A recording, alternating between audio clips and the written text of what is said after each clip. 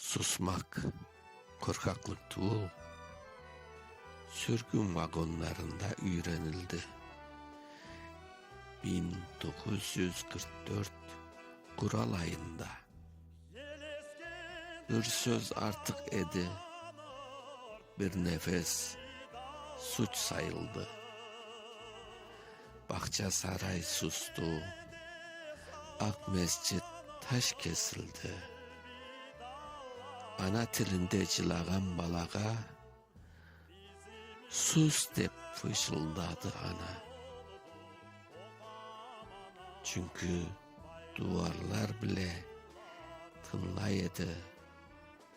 Suskanlar yaşadı, yaşaganlar esine düştü. Bir parça ötmek için, bir gün geri dönmek için. Sözler yürekке kömüldü. İsmail Bey'in sözü kitapta kaldı. Halkın lafı boğazda düğümlendi. Til sustu ama ölmedi. Köz gibi kül altında saatini bekledi. Biz suskan edik kaytmak için.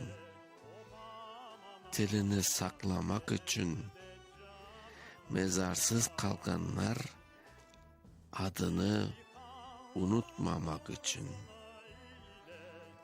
Bir gün gele Kırım gene söz alı. O vakit anlaşılır. Susmak korkaklık olmaz. Milletini saklap kalma yolu edi. Susmak korkaklık değil.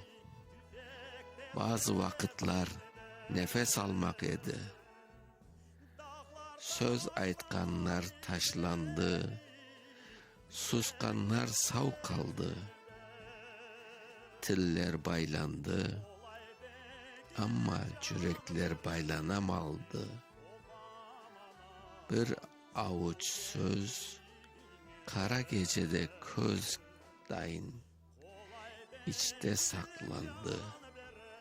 Susmak boyun eğmek değil, fırtınada eğilip sınılmamak için edi. Ağaç susa ama kökü derinlere cüre. Biz suskanda zaman şahitlik etti. Er aytılmagan laf yarına emanet edi.